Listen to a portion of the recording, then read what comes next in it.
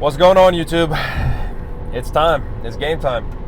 One more day, and it's election time, and we figure out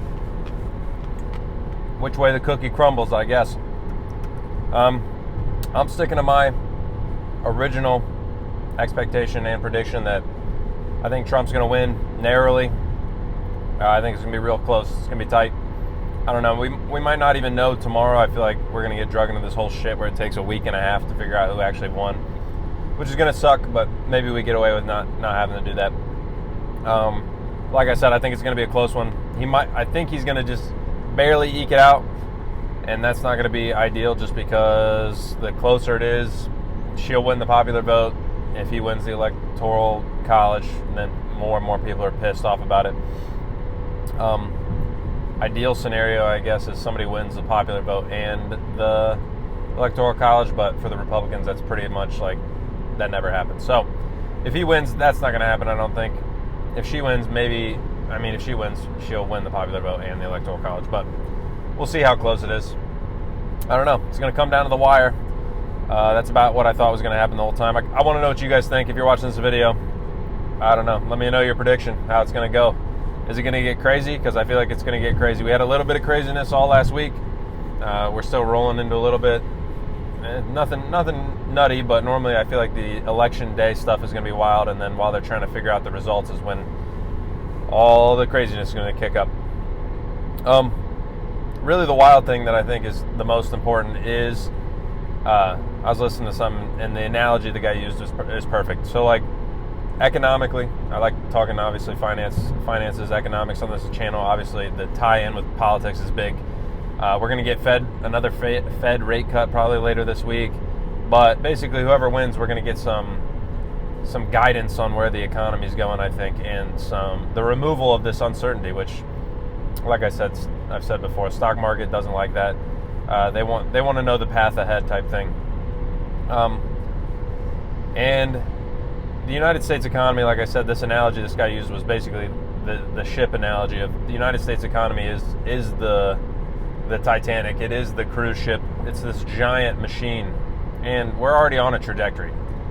And it doesn't matter if you switch the captain out. You can't just turn the ship in 180 the ship in a day or 2 days or even a month. It takes a long time for us to steer the giant thing that is the United States economy. And necessarily the president doesn't actually have all that much power to actually turn the wheel anyway. There is obviously some input, and there's going to be a reaction to who's elected, and we'll see which way it goes. But the interesting thing, like I said, was I think it doesn't matter who gets elected here. Whoever is going to be the new captain is about to run right into this iceberg that is going to be somewhat of some type of recession that we're going to hit here in a couple. I don't know. I've been saying it. You don't know when it's coming, but I think it's coming because we just got jobs data last week.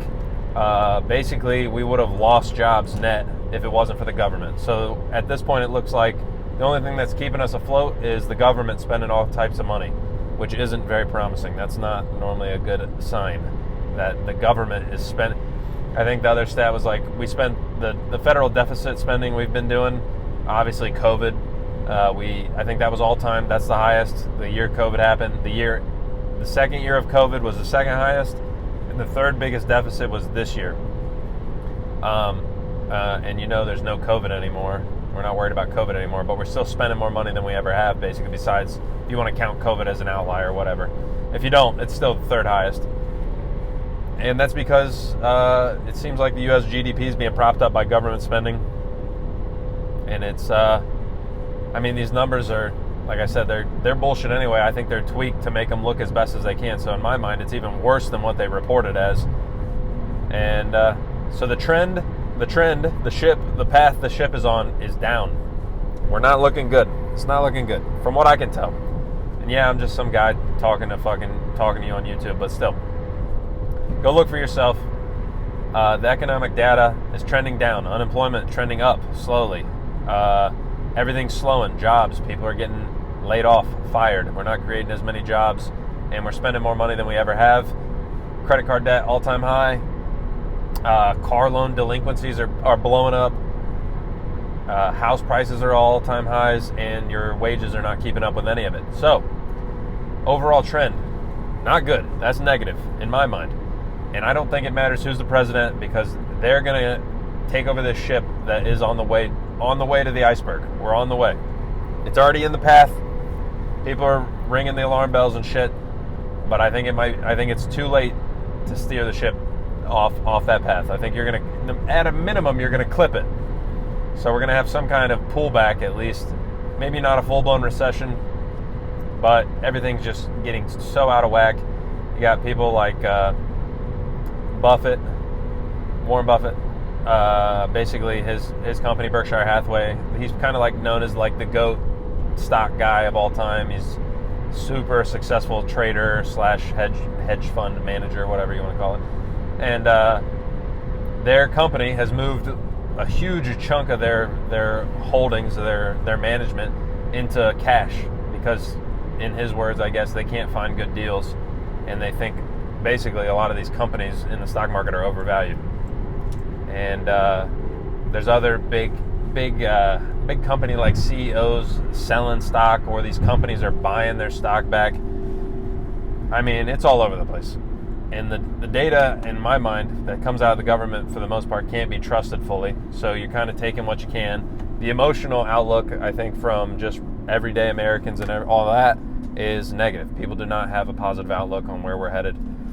And I've said it before, I'll say it again. I think that has a big, actually, impact on what's actually going to happen. How people feel, whether you like it or not, can sway the outcome by a big margin. So we're going to find out. And it isn't over till it's over. But we should have a pretty good update by tomorrow on how things are looking. And if it's real tight, then we might be waiting, I don't know how long. I feel like Arizona's the one that's always fucking around. They take like a week and a half to figure out what the hell's going on in their elections. It shouldn't be that hard. Everything's on a computer. You'd think it would be able to count it instantly, but who knows? I don't. And then we'll see what kind of craziness ensues, because either way, I think we're going to see a little bit. Hopefully it's not too crazy, and don't get yourself caught up in it. Definitely not worth it. I'm going to be sitting here on the sidelines checking it out. Like I said, my prediction, Trump pulls it out narrowly. Let me know what you guys think, and we'll find out tomorrow. Catch you guys.